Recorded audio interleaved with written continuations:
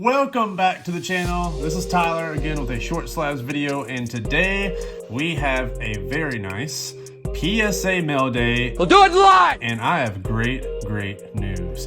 This is my last PSA bulk mail day that I've had outstanding at PSA. This is it. This is the last one. Everything else has been short, fast, express orders, regular orders, economy orders. That's it. This is the last card order that I have in my backlog. And I'm very thankful that this is the last one because I'm not buying this stuff anymore. And just waiting a year for cards is not something that I signed up for. But here we are. We are in 2022, March of 2022, and this is the last order. Now, this is not a complete order. This is an 88 card PSA order. Approximate resale value on everything together was right around $8,000, $8,500. I just opened this actually at a card show, so I sold about 7 to 8 cards at that card show, and we'll go through those, especially whenever we go through the financials at some point in a later video.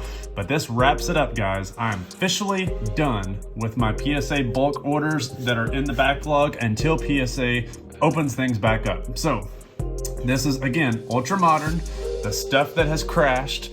So the interesting thing that's going to be that we see from this order is, am I going to be able to make a profit on this order?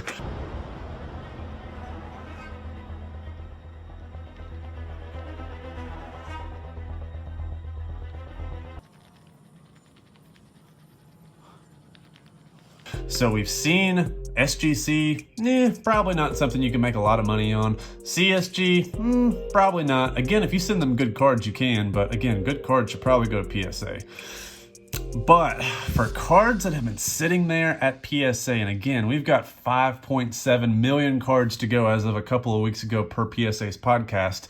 We're really not looking for bulk orders to return until September.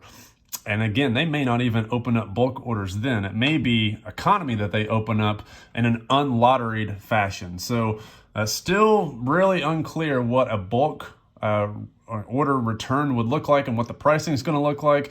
I'm anticipating a $20 to $25 pricing. I can't see them going any lower than that. I can see them going above that. And again, we'll talk about the cards here because there's some nice jaws, and the saving grace, again, for this order, it all kind of comes full circle in terms of making money. Good thing is Ja Morant is up, Zion Williamson is down. There are some Zions here, but with all the cards that are being graded right now, can this stuff be profitable at right now, a year later? As of the previous orders that I've gotten back from PSA, everything has been profitable. You all just saw that video that I put out that was around a $10,000 order. It was basically the same time that I sent this order off. It was an old modern. This is the ultra modern order that was sent off at that exact same time. The old modern was profitable, even though it had a very low gem rate. So we're talking, around 40% gem rate. This order, it's ultra modern. It's clean. It has over an 80% gem rate. So even at an 80% gem rate, the interesting thing with this order is I'm projecting a very small profit. The values of a lot of these cards, even though I have an 80% gem rate, has really gone down. Which is expected. They made a lot of this stuff. So me being able to escape with some profitability on this order is really all that I can ask for. I'm going to be very happy about that. Again, that old modern order that I got back, I made around $2,500 on that order. So that's a positive. This one, if we get close to 1,000 profit, just turning a 10% profit or 15, 20% profit, I will consider that a huge win. And there were some nice cards in this order. Some of those nice cards I did end up selling, but you see stuff like this, a high voltage insert, which was a great insert that Hoops released. Then they watered it down by creating the Hoops Premium high voltage insert, which completely ruined the value of a card like this. And they made a lot of these high voltages this year. So things that could have held value just weren't very valuable. And again, I know this, was not expecting, obviously, a year turnaround. Maybe 6 to 9 months in terms of turnaround, door to door, but things obviously got extended a little bit. And I don't think really anybody knew the full extent of how crazy the grading market was at that time. a lot of people weren't in the grading game, and then the pandemic happened, and people started watching channels like this, and then other people started making new channels and new content, making really the exact same type of modeling, and next thing you know, PSA has 10 to 12 million cards on their hands. So yeah, that's it's going to be a different landscape whenever we come out of the other side of this. And what that landscape looks like PSA is doing everything in their power to build out the capacity to make cheap pricing come back, which is fantastic. We've got news that they have a Class A facility out in New Jersey. Class A, for those of you that don't know the real estate grades, that's high-end luxury. Well, maybe not luxury, but it's high-end. It's one of the nicer commercial properties out in New Jersey that you could possibly get. So it's like PSA is not necessarily a grading company. Like, it's not operating out of somebody's garage. It's not operating out of a low-income part of America. They want to attract talent, and PSA is moving into a tech company. This is really, I mean, they have operational aspects of slabbing cards and grading cards, but they want high-tech talent, and it's really exciting to see what they're doing. But it's also going to obviously expand their capacity to grade cards. In order to, if they're doing that and they're grading a lot of cards, the value is going to go down. It's going to incentivize, create less incentives to grade cards that are cheap, cheap, unless they offer a cheap price to do it. Like this plastic, this label, the work of assessing the card and getting a grade, it's going to have to go down in order for people to continue to do this. So overall, this is a pretty good order, though. Again, if I can be positive on this order and turn a profit, I will be okay. Lots of Lucas that were 10s. I will say, of the cards that I sold at the card show, I pulled numbers a couple weeks ago, and then all of a sudden, apparently some of these values actually went up. So some of the cards I sold, I think I sold a little bit too cheap, and we'll talk about some of those again whenever we do the financial breakdown of this video. So it's a cool little dazzle, really, really nice looking dazzle. Came back a mint 9. Again, this is a lot of stuff that I would not really be putting my money into at this point in time. So this may be one of the last types of orders that I do like this again. It's a little bit disappointing because this is a great run. It was a good run, guys. 2018, 2019, 2020, buying all these cards that were just mass produced and getting amazing premiums on them, even though they're not really rare cards. What a great run. And there's still, amazingly, a strong market that's holding up for some of these gem mint cards. Like, the values have held up tremendously well, all things considered. So, obviously Zion Optics aren't $300 anymore for PSA 10s. They're much lower because he's not performing. John Morant's not 250 to 300 or whatever they maxed out at. They're closer to 100, maybe some popping above that, some going lower depending on performance. But it's just one of those things where it's really interesting just to see how the market has held strong, throughout everything. This is the pretty nice select card. It's not the regular. I think it's the premier level. It's not courtside, obviously. This is probably one of the nicer jaws in the order. This is the Contenders Optic variation, and these guys, getting them centered left to right is a struggle. Getting anything with a clean surface is very, very difficult. It's funny, this card, you can get 2 optics for the price of what this card goes for, maybe 2.5 optic 10s. This card I wouldn't take, if I were collecting, I wouldn't take 10 regular optic 10s over this card. This card is just a very difficult card to grade. They do not come up often. It's rare. So this is actually a pretty good card that should do well at some point whenever it gets sold, which is probably going to be soon. Blue Velocity, Trae Young.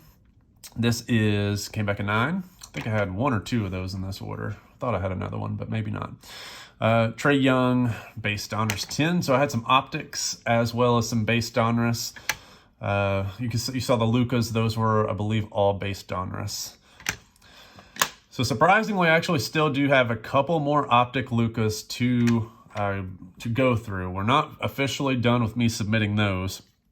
And I'm okay sending in optic Lucas. I'm a believer in Luka. He's had an up and down season, but he is currently trending warm. He's very, very warm, I would say. He was the February NBA Player of the Month. The Mavs are on fire. I want to say that they have the second best record in the West over the past 30 games. Yeah, they're playing really well. So Luka stuff is trending high, and the crazy thing is there's been a lot of really high-end cards of Luka that's been available. Autographs, parallels from 2018. It's been a buyer's market for Luka the past couple of months. So hopefully folks were able to get in while things were on the downside. And of course, patty cakes, man. Come on now. Look at this. Look at this. Patty cake gems. Second year, silver select PSA 10. What a beautiful shine. Again, one of my favorite cards in the order, one of my favorite patty cakes in this order is this Prism Silver PSA 10 from 2020. These Prism Silvers were difficult to get. Gosh, man, 2020 Panini products were all junk.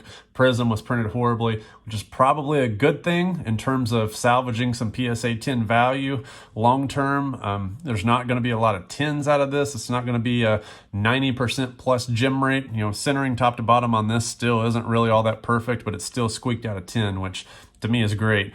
Corners and edges on the back look really, really good. So yeah, this is a card I'm very, very happy about, and it's probably one of my favorite 2020 cards of his, just because it's so difficult to get. This is a really nice one, Crusade Reds. Red on red is always a good card to go after.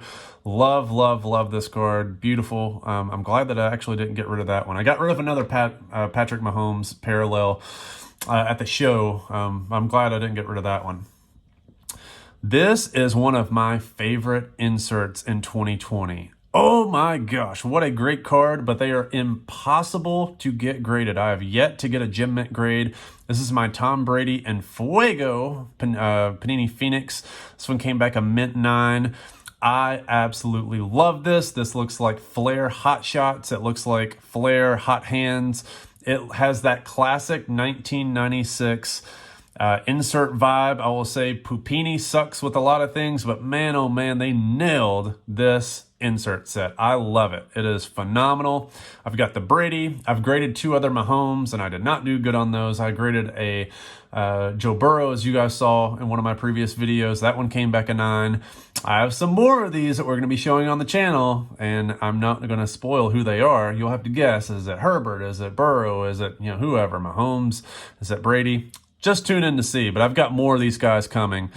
But this is the only Brady that I have in my possession, and of course, it comes back a 9. But still pretty happy overall that one ended up getting a 9.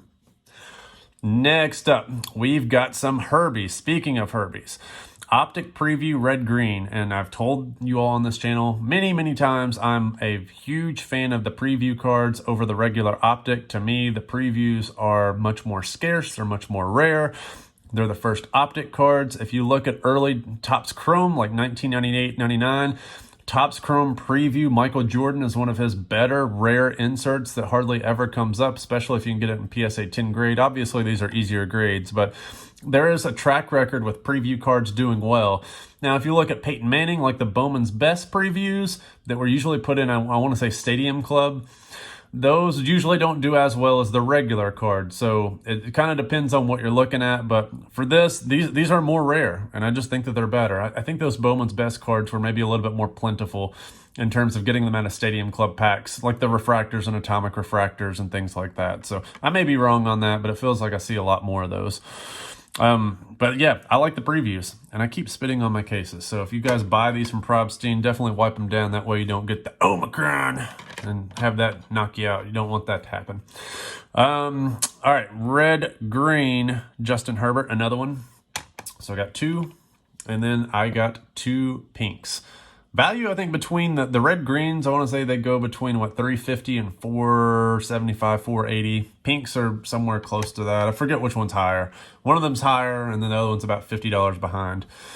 So I got 2 of those. I did, oh my gosh, I did sell a Panini Phoenix Justin Herbert orange parallel. Not this one. It's not the flamethrowers. I want to say it was the Stellar Rookies. Maybe it was Rookies and Stars. I sold an orange parallel of Herbert, and I shouldn't have done it. I really shouldn't have. I sold it for $350. That's what I had it marked down at.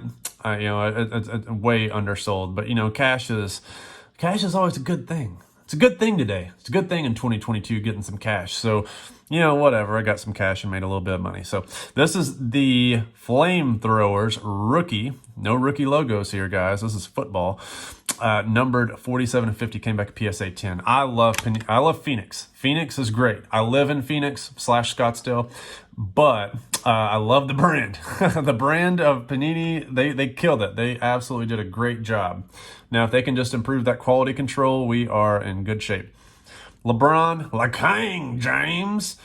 Man, oh man, those Lakers. R.I.P. Don't even need to say anything about them. You guys know how I feel about LeBrownie. Zion, rest in peace, that foot. I know there's a lot of weight. You all can see in this card, each leg is at least a full ton, and he's putting a full ton, 2 full tons really on that right foot. This is probably where he broke his foot. If I were to guess, I'm no medical expert. I'm just a pharmacist. But I imagine this is where he broke his foot. All that way, just look at that. That's 2 Charles Barkleys on 1 foot. So, gosh, man. Zion to me is a top 5 talent in the NBA, a top 5 producer. Averaged 27 a game last year whenever he was on the court. Got to get him back. Absolutely have to get him on the court and back healthy. This is a really nice card, Red Pulsar. I forget exactly how numbered these are, how limited. They're not numbered, but they each color, like the red, the gold, the blue, all those were numbered to like 50 or limited to 50 or 100 a piece.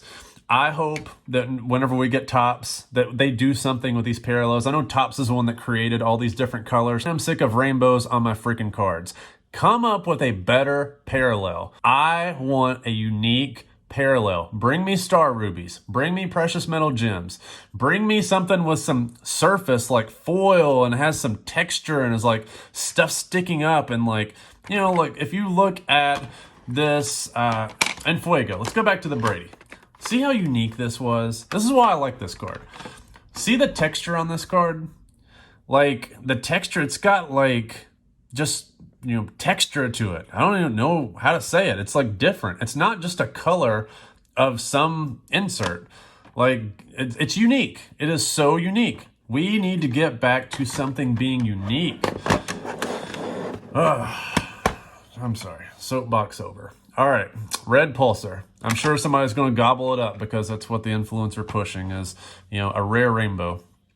I completely forgot that I had a Zion in this also, and that it came back a 10.